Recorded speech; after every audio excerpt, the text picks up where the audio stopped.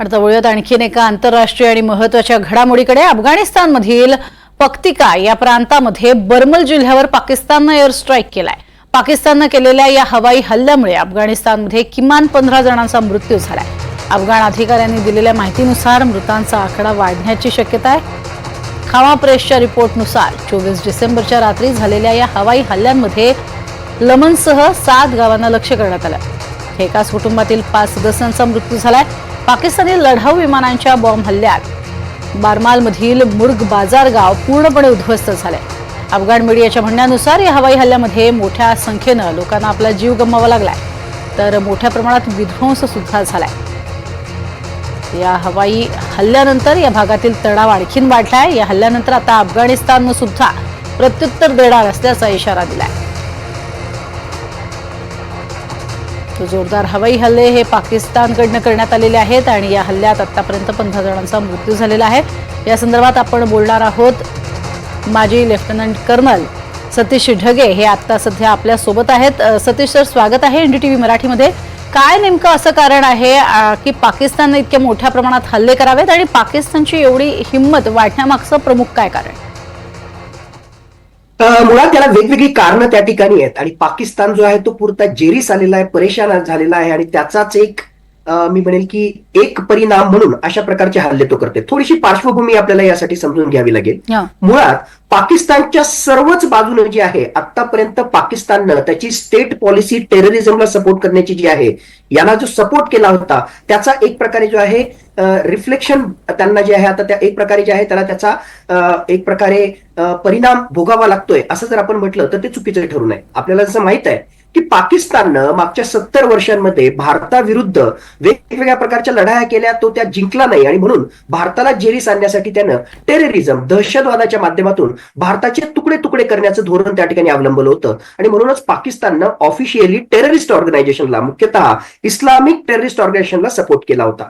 आता पाकिस्तान तर त्याच्या लक्ष्यामध्ये यशस्वी झालाच नाही, पण त्याचा परिपाक म्हणजे आता हे जे टेररिस्ट ऑर्गनायझेशन आहे ज्यांना आतापर्यंत पाकिस्ताननं पोचलं होतं त्याची जी वेगवेगळ्या प्रकारची पाळंमुळं आजूबाजूला वेगवेगळ्या देशांमध्ये सुद्धा गेलेली आहेत, ती त्यांच्यावर आता जी आहेत हल्ला त्या ठिकाणी करतात। मुळात पाकिस्तानच्या पश्चिमेला जर आपण पाहिलं तर इराण असो किंवा पाकिस्तानच्या पश्चिमेला असणारा अफगाणिस्तान असो, यामधून सुद्धा वेगवेगळ्या प्रकारच्या इस्लामिक दहशतवादी संघटनांमार्फत पाकिस्तानच्या हद्दीमध्ये घुसून हल्ले त्या ठिकाणी होत आहेत आणि त्यातलाच एक कॉम्पोनंट म्हणजे TTP, तहरीके तालिबान पाकिस्तान। मूळतः याचा बेस जो आहे हा अफगाणिस्तानमध्ये, अफगाणिस्तान आणि पाकिस्तानची जी बाउंड्री आहे त्या ठिकाणी महत्वाची यांचे कॅम्प्स आहेत आणि त्या कॅम्प मधून या तहरीके तालिबान पाकिस्तानच्या अतिरेक्यांकडून पाकिस्तानच्या हद्दीमध्ये घुसून आणि मुख्यतः पाकिस्तानच्या लष्करावर वेळोवेळी त्या ठिकाणी हल्ले केले जातात आणि मूळतः या तहरीके तालिबान पाकिस्तानला जी तालिबानी मेंटॅलिटी आहे त्या तालिबानी मेंटॅलिटीचा किंवा त्याच प्रकारच्या शरिया रूल एक प्रकारे जे आहे इस्लामिक इमिरत त्यांना जे आहे पाकिस्तानमध्ये प्रस्थापित करायचंय। तिथली लोकशाही, सोकॉल्ड नावालाच लोकशाही आहे, पण ती लोकशाही त्या ठिकाणी हटवून त्या ठिकाणी इस्लामिक शरीयत मानणारं इस्लामिक इमिरेत त्यांना त्या ठिकाणी प्रस्थापित करायचंय। त्यासाठी मागच्या कित्येक वर्षांपासून ते प्रयत्न करतायत, पण 2021 पासून जेव्हा अफगाणिस्तानमध्ये तालिबानचं राज्य प्रस्थापित झालं तेव्हापासून त्यांचे पाकिस्तान विरुद्धचे हल्ले वाढले। हाऊएव्हर नोव्हेंबर 2022 मध्ये जी एक शस्त्रसंधी TTP आणि पाकिस्तानच्या सरकारमध्ये झाली होती ती शस्त्रसंधी मोडीत काढण्यात आली आणि नोव्हेंबर 2022 पासून आतापर्यंत अत्यंत मोठ्या प्रमाणावर वेळोवेळी TTP हे पाकिस्तानच्या हद्दीमध्ये येऊन हल्ले त्या ठिकाणी करत असतात। मागच्या काही काळामध्ये सुद्धा TTPने हल्ले केले होते आणि त्याचाच वचपा काढण्यासाठी, कारण पाकिस्तानच्या लष्कराला प्रिएम्प्टिव्ह ऍक्शन्स घेणं म्हणजे थोडक्यात त्याला रोखणं हे आतापर्यंत काही शक्य झालं नव्हतं आणि म्हणूनच आता पाकिस्तानच्या लष्करानं, मुख्यतः त्यांच्या एअरफोर्सनं हे पाकिस्तानची हद्द सोडून अफगाणिस्तानच्या हद्दीमध्ये जाऊन पक्तिका हा जो प्रॉव्हिन्स आहे त्या प्रॉव्हिन्समध्ये जाऊन एअर स्ट्राईक केले। ड्रोनचे हल्ले आहेत का लष्करी विमानांचे हल्ले आहेत याची अजून माहिती पूर्णतः आपल्यापर्यंत आली नाही, पण या हल्ल्यामधून जे आहे त्यांचा मुख्य उद्देश होता की हे TTPचे वेगवेगळ्या प्रकारचे जे कॅम्प आहेत, टेररिस्ट कॅम्प, ते उद्ध्वस्त करणं। आतापर्यंत जे आहे पाकिस्तान लष्कराकडून अधिकृतरित्या कुठलीही प्रतिक्रिया आली नाही, पण यामध्ये निष्पाप 15 लोकांचा बळी आतापर्यंत गेलेला आहे। अफगाणिस्ताननं या घटनेची जी आहे निंदा केलेलीच आहे आणि नक्कीच येणाऱ्या काळामध्ये जे आहे त्याचे रिफ्लेक्शन सुद्धा पाकिस्तानला भोगावे लागतील। अफगाणिस्तानकडून त्यांच्या अतिरेकी संघटनांकडून सुद्धा जे आहेत ते हल्ले त्या ठिकाणी होतील। पण या सगळ्या गोष्टींमधला मूळ मुद्दा आपल्याला लक्षात घेणं आवश्यक आहे की पाकिस्तान आज पूर्णतः जर्जर झालेला आहे, एक गोष्ट.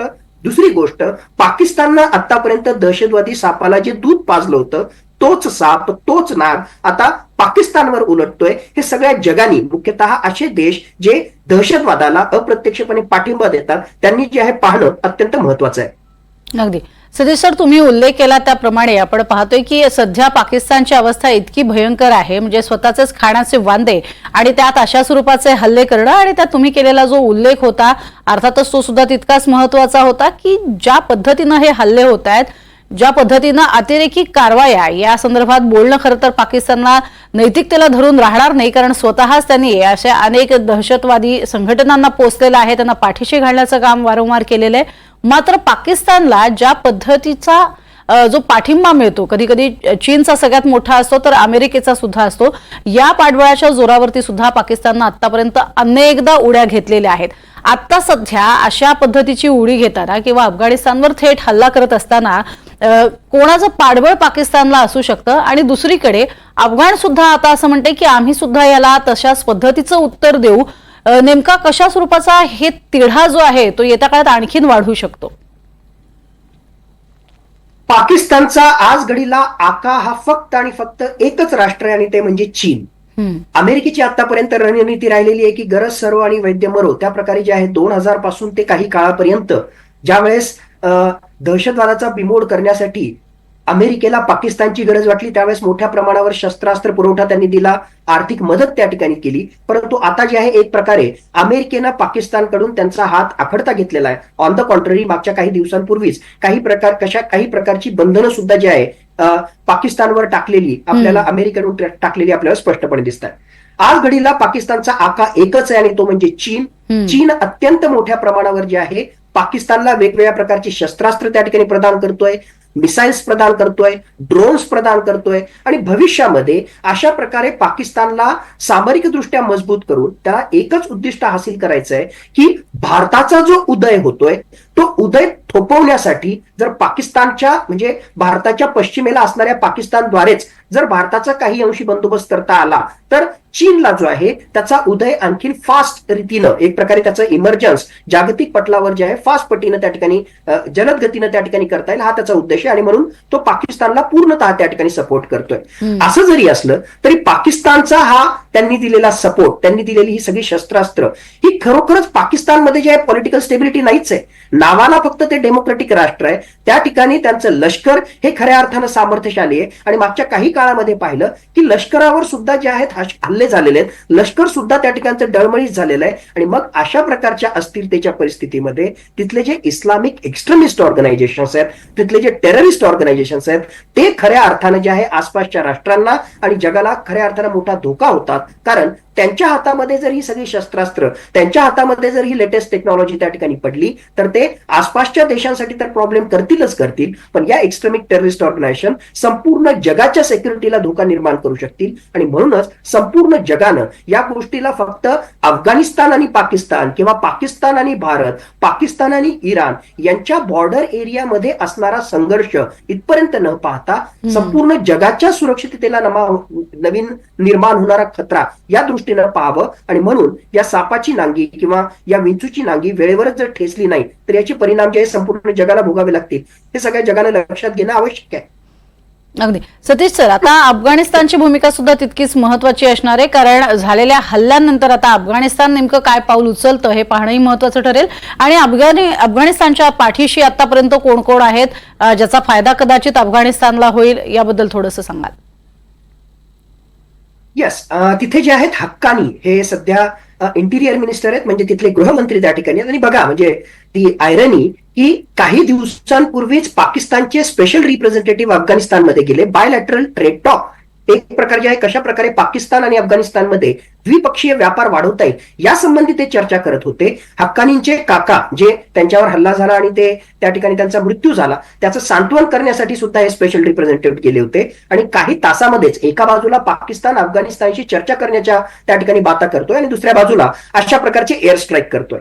हा हल्ला झाल्यानंतर अफगाणिस्ताननं अधिकृतरित्या सांगितलेलं आहे की याचा जो आहे नक्कीच उत्तर, याचा जवाब हा आम्ही त्या ठिकाणी देऊ. आणि यांचा जवाब म्हणजे, कारण अल्टिमेटली जे आहेत त्यांच्या बाउंड्रीज, पाकिस्तान आणि अफगाणिस्तानच्या बाउंड्रीज बॉडीज ह्या लागून आहेत आणि त्यामुळे वजिरिस्तानच्या भागामधून या टीटीपीच्या जे तहरीके तालिबान पाकिस्तान जे आहे, ज्याला कुठेतरी छुपा पाठिंबा अफगाणिस्तानच्या सरकारचा सुद्धा आहे, मोठ्या प्रमाणावर हे टीटीपीचे दहशतवादी पुन्हा एकदा पाकिस्तानच्या हद्दीमध्ये घुसून दहशतवादी हल्ले करतील आणि मुख्यतः त्यामध्ये त्यांना पाकिस्तानचं जे लष्कर आहे या सोल्जर्सला टार्गेट करण्याचा त्यांचा प्रयत्न राहील. मागे सुद्धा ते यशस्वी झाले होते आणि भविष्यामध्ये सुद्धा अशा प्रकारचे दहशतवादी हल्ले पाकिस्तानमध्ये मोठ्या प्रमाणामध्ये होतील असंच या सगळ्या परिस्थितीवरून आपल्याला आता आजघडीला दिसतंय. नक्कीच सतीश सर, आणि तुम्ही म्हटलात त्याप्रमाणे की या संपूर्ण घटनेकडे केवळ दोघांमधला हा वाद असं न पाहता जी विषवल्ली वाढतीये तीच ठेचणं गरजेचं आहे, इतकं मात्र नक्की. आणि त्यावरती संपूर्ण जगानं विचार करून त्यावरती भाष्य करणंही तितकंच आवश्यक असणार आहे. तुर्तास धन्यवाद सुनील सर, तुम्ही आमच्याशी बोलात त्यासाठी. तर एकीकडे आपण बघतोय की अफगाणिस्तानवर जे हल्ले झालेले आहेत त्या हल्ल्यानंतर आता अफगाणिस्तानमधली जी दहशतवादी संघटना आहे ती सुद्धा आक्रमक होताना आपल्याला पाहायला मिळेल. तर येत्या काळामध्ये अफगाणिस्तानकडून होणारे हल्ले पाकिस्तानमध्ये सुद्धा अर्थातच त्यांना जिव्हारी लागणारे असणार आहेत आणि लष्करावरतीच ते हल्ले होतील असाही अंदाज व्यक्त केला जातोय. सतीश ढगे, माजी लेफ्टनंट कर्नल, आपल्याला या संदर्भात माहिती देत होते.